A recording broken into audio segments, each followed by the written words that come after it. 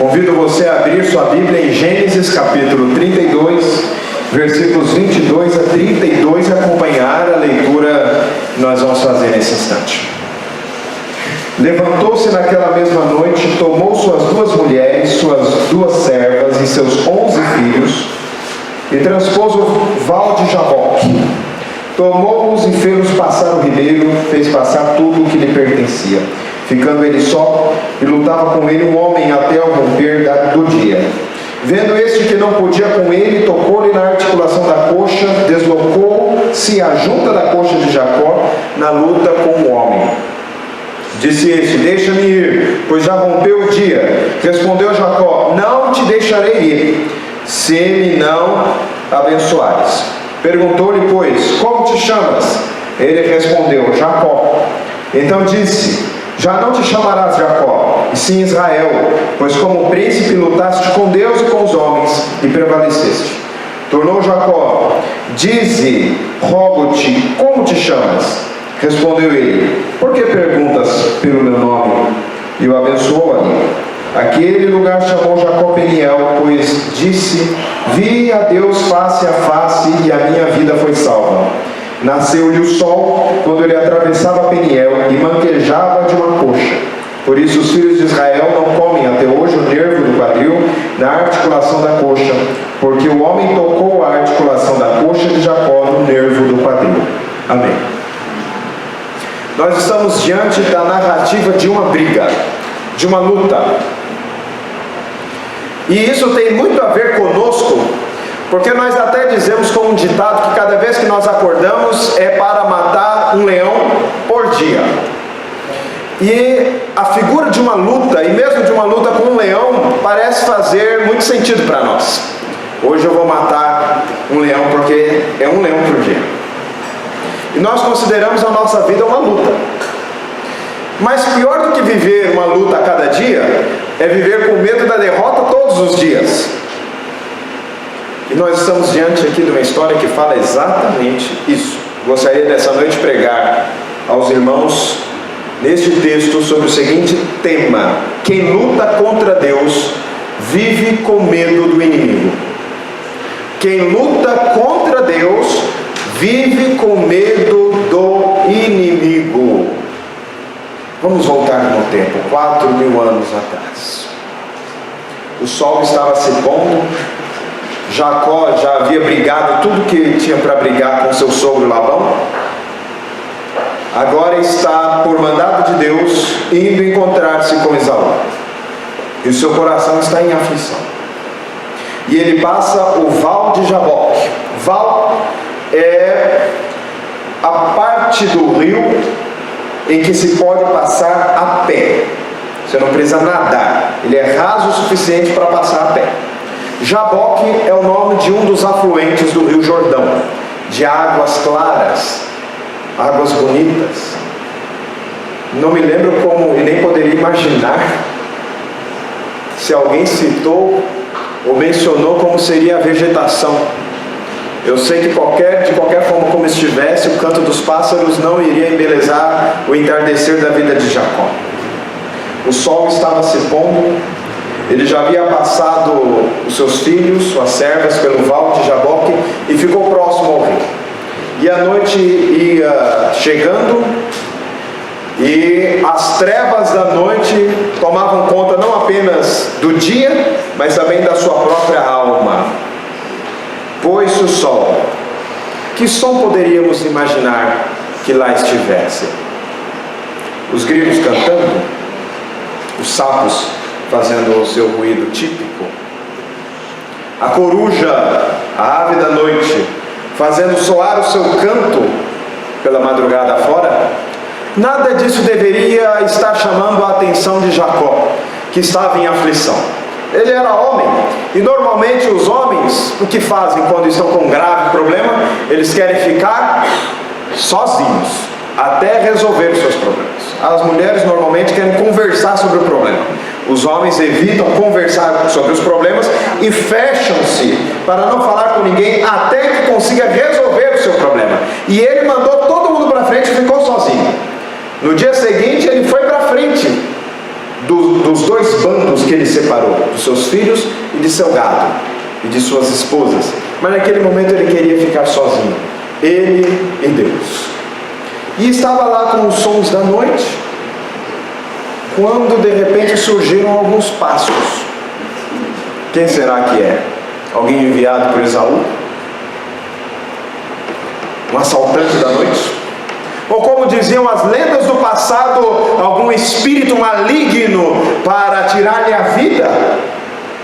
Jacó era homem malandro, Jacó era homem esperto, Jacó era quase um brasileiro, não perdia uma oportunidade de tirar vantagem da situação. Deve ter se escondido atrás de alguma árvore pequena, na noite escura, tinha apenas a lua para iluminar e tentou pegar de bote o homem que estava atrás dele. E começaram a luta. E eu não sei que jeito foi aquela luta. Será que foi igual a luta de karatê? Será que foi jiu-jitsu? Jiu-jitsu brasileiro? O que será que foi? Será que foi um boxe? Eu não sei, mas eu sei que a luta teve um round, teve 2, teve 3, teve 4, e foi a noite inteira naquela batalha, até que o guerreiro desconhecido, diz-nos o texto, percebendo que não iria triunfar lutando daquela forma, ele toca, e de forma misteriosa ele consegue imobilizar Jacó no seu quadril. Agora ele não poderia chutar, agora ele não poderia se esquivar, agora a sua locomoção tinha perdido, ele perdeu a luta. Qual será o golpe final? Jacó era um homem que já tinha estado com Deus. Ele viu que algo diferente estava acontecendo, que algo diferente aconteceu quando aquele homem tocou-lhe na coxa e acabou com a sua valentia. Aquele homem, será que era o próprio Deus? Será que era um anjo, como cantam os pentecostais? Jacó pegou o anjo, amarrou o anjo, lutou com o anjo, derrotou o anjo, ou seja lá o que ele fez com aquele anjo. Oséias, no capítulo 12, dá-nos a entender que Deus estava na presença, ou por meio do anjo, falando a Jacó. Isso é a interpretação de Oséias capítulo 12. Essa é a interpretação inspirada pelo Espírito Santo para interpretar esse texto. Oséias o descreve, e Oséias fala que Jacó lutou com o anjo, e na pessoa do anjo Jacó lutou contra Deus. Mas quando ele se percebe lutando contra Deus, e falou, não tem mais como vencê-lo, agora vem a parte interessante. Jacó agarrou o anjo.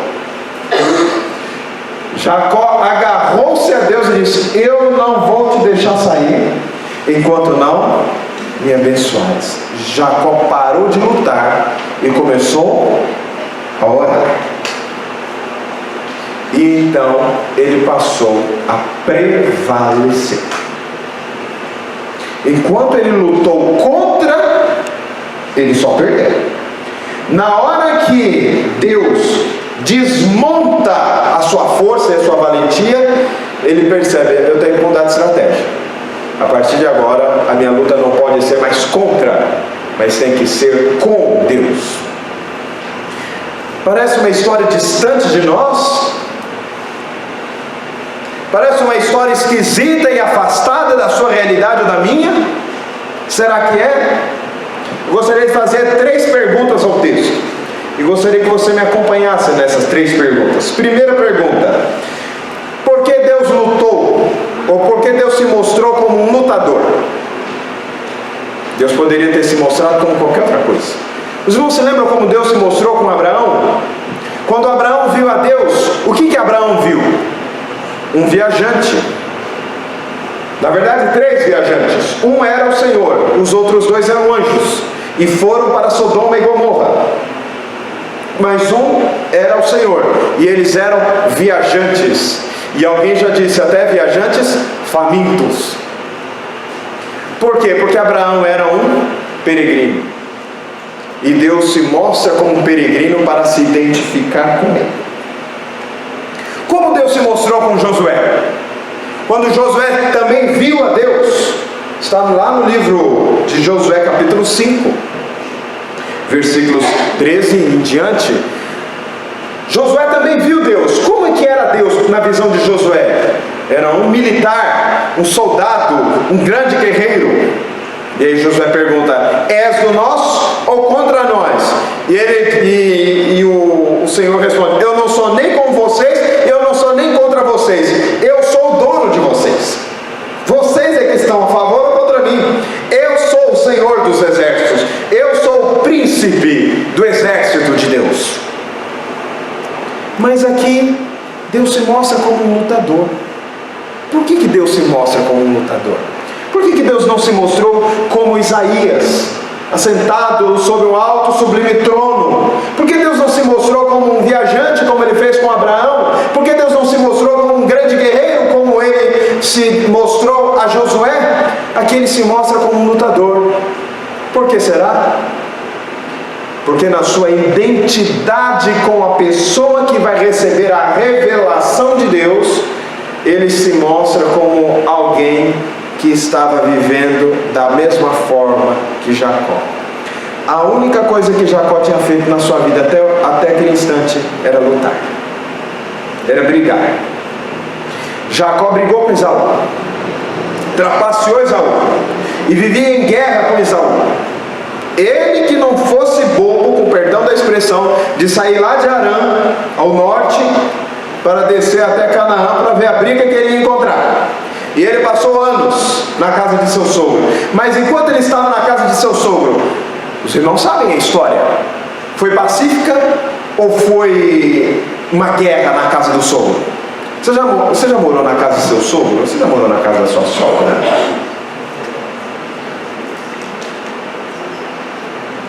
Como você acha que era com Jacó? O trapaceiro na casa do sogro, que era outro trapaceiro. Como diz o ditado, dois bicudos não se beijam, mas o ditado também diz que um gambá cheira o outro. E a gente não sabe nem qual ditado a gente acredita, mas a gente sabe que aquela casa era uma bagunça, era um puxando o tapete do outro. Era um puxando o tapete do outro.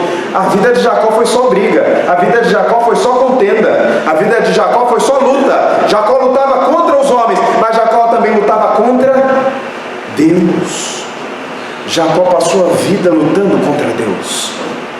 Jacó não estava buscando a vontade de Deus para a sua vida, as promessas de Deus de Abraão, de Isaac, e que foram feitas também a Jacó, ele estava deixando de lado para viver a vida do jeito que ele queria viver. Jacó estava lutando contra os homens, mas Jacó também estava lutando contra Deus. E embora por vezes algumas pessoas querem nos fazer parecer que neste texto há um elogio, de forma alguma. Não há elogio em lutar contra Deus. Não há um elogio neste texto. Há uma crítica. Jacó, você está lutando com os homens e contra Deus. A sua vida é uma luta, mas você vai parar de lutar agora. Tocou-lhe na coxa, nem andar ele conseguia mais. A partir de agora a luta dele acaba. E aí ele muda o nome e ele fala: a partir de agora eu sou o Deus que lutará por você. Você não precisa mais lutar, você ganhou a bênção. Por que Deus se mostrou como um lutador? Porque Jacó era um lutador, e isso precisava ser transformado na vida dele. Segunda pergunta: o que Deus estava fazendo? O que Deus fez na vida de Jacó? Deus fez algumas coisas na vida de Jacó. Primeiro, ele fez que Jacó encontrasse consigo próprio. Os irmãos olham nesse texto e perguntam, versículo 27, perguntou-lhe, pois, como te chamas? É a primeira vez que Jacó respondeu essa pergunta? Quem fez essa pergunta antes do Senhor? Isaac perguntou, quem és? E ele respondeu, sou Jacó, meu pai. Ele respondeu: eu sou Esaú, o trapaceiro. Respondeu dizendo que era outro. Mas agora, Jacó, você vai se encontrar com a verdade. A última vez que essa pergunta lhe foi feita, você disse que era outro. Você mentiu. Agora você vai se encontrar com a verdade da sua mentira. Você vai ter que reconhecer que você é Jacó, que você é um enganador, que você é um trapaceiro. Você trapaceou teu próprio pai, você trapaceou seu irmão. Você, Jacó, é uma trapaça. Mas não é Deus que fala isso, é Jacó que reconhece. Meu nome é Jacó, trapaceiro. Eu gosto do jeitinho brasileiro. Ainda nem existiu o Brasil, mas é o jeitinho brasileiro, não é a trapaça? Pois é, nós estamos na turma do Jacó. Que turma horrível. Nós precisamos mudar esse negócio. Mudemos, pois, que sejamos a mudança que de fato a nação precisa ter, que comece da igreja. Deixe de ser Jacó e seja Israel. Vejam, meus irmãos, Jacó teve que encarar a verdade que ele havia omitido no passado. Jacó teve que reconhecer que ele era um trapaceiro. Jacó teve que reconhecer que ele estava em luta durante anos e anos, e a única coisa que ele tinha vivido até então era um conflito e o medo. Porque Jacó não lutava com o coração aberto como um grande guerreiro. Jacó lutava como um medroso que servia-se da noite e das artimanhas e de artifícios para enganar seus oponentes. Ou, na verdade, é de noite, na calada da noite, que ele foge de Labão. É vestindo-se com as roupas de Esaú que ele engana seu pai. Mas agora quem ele vai enganar? Teve que reconhecer: eu sou o trapaceiro Jacó. Quem luta contra Deus vive com medo do inimigo. Porque eu sou trapaceiro e eu não luto no campo aberto, porque eu não tenho coragem de enfrentar meus problemas de rosto limpo, e eu tenho que fugir usando artimanhas. Agora eu estou nessa situação morrendo de medo, porque eu estou lutando contra Deus e contra a sua vontade na minha vida. Eu quero ir para distante, eu não quero encontrar com Esaú. Deus me manda: vá para Canaã, mas eu não quero ir para Canaã, eu quero fugir de Canaã.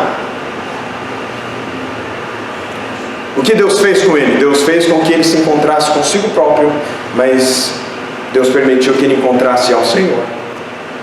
Jacó já havia visto Deus na escada, em sonho, indo para Harã, para a casa de Labão, seu sogro, futuro sogro na época. Agora ele está voltando. Na ida ele se encontrou com o Senhor, na volta ele se encontra de novo. Parece que ele não mudou muito. Parece que o encontro com Deus foi meramente passageiro. Os artifícios que ele usava continuaram a ser usados. Ele vive em conflito com a vontade de Deus. Mas agora ele se encontra com Deus face a face, e a sua vida é transformada. O que Deus fez com ele? Além de permitir o encontro com ele, Deus fez com que a sua dependência, a sua suficiência dependesse única e tão somente do Senhor. Deus desmontou a capacidade de luta de Jacó, para que ele apenas confiasse no Senhor. Quantas vezes Deus faz isso conosco? Deus desmonta a nossa capacidade de luta para que a única coisa que nós possamos fazer seja contar com Deus. Jacó contava com suas próprias artimanhas, seus artifícios, seus engodos, suas mentiras e sua própria luta.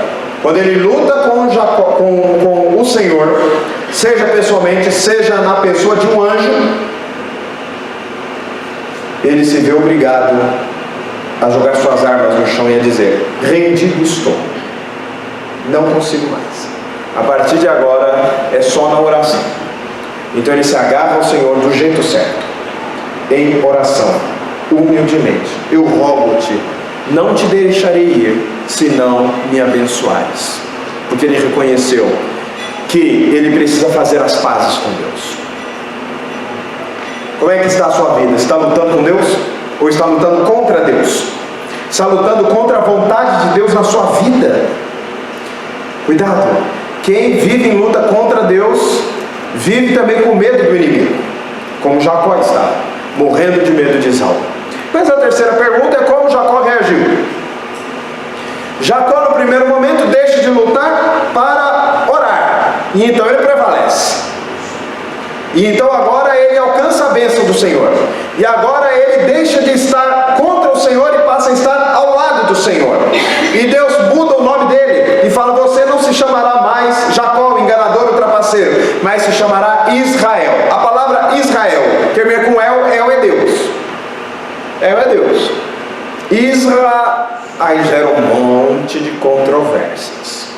Uma das boas interpretações deste nome é a seguinte: aquele por quem Deus luta, ou aquele que é governado pelo Senhor, aquele que não está em conflito com Deus, mas ele está do lado de Deus, para lutar.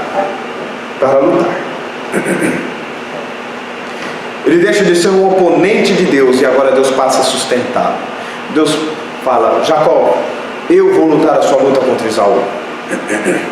E ele vai de fato, e ele luta mesmo, e ele vai lá e ele não luta matando Esaú e os 400 homens, que no texto anterior e no texto posterior nós encontramos que Esaú sai contra Jacó com 400 homens, e Jacó passa a noite em aflição. Mas agora Deus vai lá e muda o coração de Esaú, porque Deus é o Deus que muda o coração das pessoas. Ele não precisa matar as pessoas, como alguns de nós até pensamos. Ele simplesmente muda a pessoa e transforma os seus inimigos em amigos. Deus transforma o ódio em perdão. Deus transforma o afastamento em união e unidade. É o que ele faz com Jacó. E com Esaú. Mas como Jacó responde a isso? Ele fala: você não é mais agora um trapaceiro, enganador, que vive nas ocultas, se escondendo. Você é um príncipe do Senhor. Muito bem, sou um príncipe do Senhor. Glória a Deus, novidade de vida. Jesus não faz isso com a gente? Novidade de vida. Nos transforma a nossa vida de derrotados numa vida abençoada, triunfante na presença dele. Nós somos justificados, regenerados, transformados. Agora nós estamos vivendo uma novidade de vida. E nós passamos a viver como o quê? Como príncipes do Senhor. Com Jacó não aconteceu exatamente isso. O que acontece com Jacó depois? Jacó continua nos seus erros, boa parte deles. Ele continua desconfiando das promessas do Senhor. E quando ele desconfia das promessas do Senhor, Deus falha com ele? Deus não falha, mas Jacó destrói a própria casa. Pensa você comigo.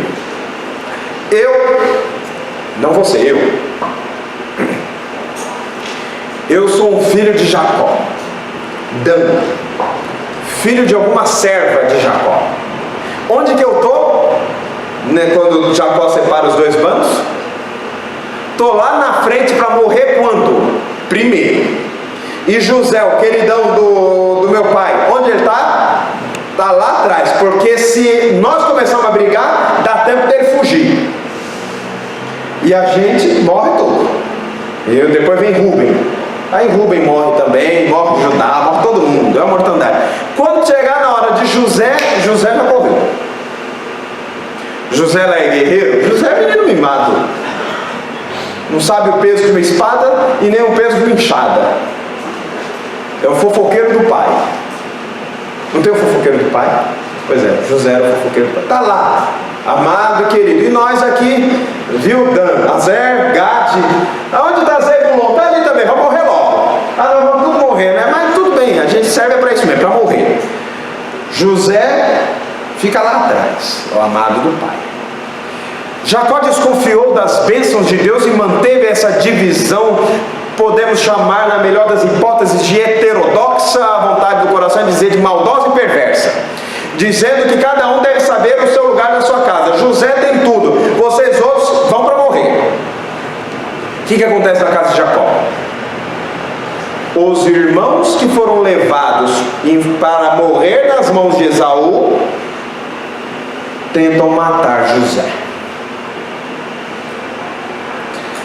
Por quê? Porque Jacó desconfiava das bênçãos de Deus. Enquanto Jacó, ao invés de manquejar, ele se ajoelhou diante de Esaú.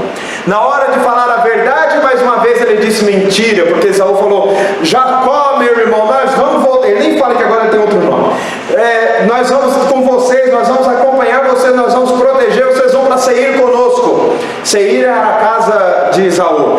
Aí Jacó falou: não, beleza, nós vamos para Seir, mas vocês vão na frente. Quando chega lá na bifurcação do caminho, placa para Siquém, placa para Seir. Adivinha para onde foi Jacó? Foi para casa junto com Esaú? Capaz, foi para Siquém, deixa Esaú para lá. Mas eu falei que é para não importa o que eu falei. Esaú acreditou porque quis, caiu de novo, tadinho. Então, vamos lá para Siquém. Cadê a transformação, Jacó?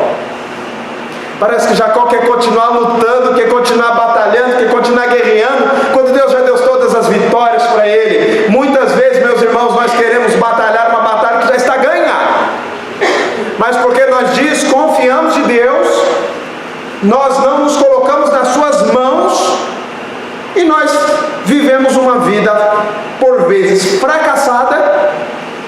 Por quê? Porque não queremos viver como príncipes.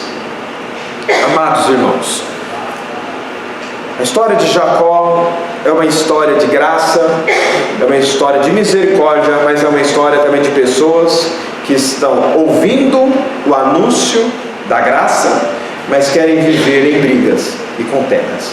Quantas vezes nós não somos assim, meus irmãos, como Jacó? Nós criticamos Jacó, mas o imitamos em seus atos. Tantas pessoas ouvem o Evangelho e dizem: se você vir até mim, eu vou perdoar os teus pecados. Mas essas pessoas não confiam em Jesus e não querem entregar o seu coração a Jesus, porque querem manter as suas vidas nos seus controles. Eu não vou virar crente, crente é tudo doido, eles dizem.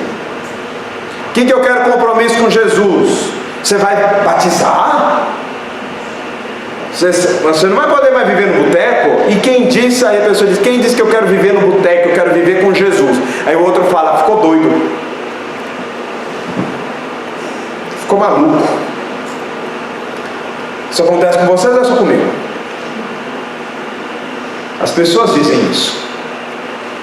Elas não querem entregar-se a Jesus, elas querem viver as suas vidas sem Deus. Jacó estava fazendo isso. Muitas pessoas fazem isso, mas quando nós andamos com Jesus, primeira coisa que ele faz, ele desmonta a nossa capacidade de luta, para que a gente não dependa mais de nós mesmos, mas que a gente dependa do Senhor. Gideão não venceu porque tinha 300 homens que sabiam beber água de jeito esquisito. Depois você vai lá na Bíblia e vê, confere a história. Gideão venceu porque o Senhor venceu a sua batalha. Os muros de Jericó não caíram porque o som da trombeta era tão forte que derrubou a muralha de Jericó. A muralha de Jericó foi derrubada porque o braço estendido do Senhor foi apto e apto para quebrar muralhas e desbaratar exércitos. É o Senhor quem vence as nossas lutas. Lutar para quê? Não viva uma vida em luta, em aflição. Entregue-se ao Senhor, entregue as suas ansiedades. Não perca a noite com preocupações, porque Deus sabe as necessidades da sua alma, Deus sabe a necessidade da sua família, Deus sabe a necessidade do seu corpo. Deus sabe que sem comida você não pode viver, que você precisa de um trabalho. Deus sabe. Confie-se ao Senhor e Ele terá cuidado de você, porque Ele não falha em nenhuma de suas promessas. Jamais falhou e jamais falhará. Assim diz o Senhor: a minha palavra não voltará vazia, ela vai cumprir aquilo que Ele diz. O problema é quando nós estamos em luta contra Deus e em luta contra os homens. Quem vive em luta contra Deus tem medo dos seus inimigos, tem medo da morte, tem medo do desemprego, tem medo da fome, tem medo da crise, tem medo do trânsito, vive com medo. Jacó vivia com medo. Não viva você com medo. Quem luta contra Deus vive com medo do inimigo, mas quem luta com o Senhor, contra os inimigos, desfruta do poder de Deus na sua vida. Operando Deus, quem impedirá? Que mão é mais forte que a do Senhor? Nem de Esaú, nem de ninguém. O Senhor cumprirá todas as suas promessas, abençoará e salvará o seu povo, mas não vive em luta contra Ele. viva em paz com Deus, justificados por meio de Cristo Jesus, nosso Senhor. Amém.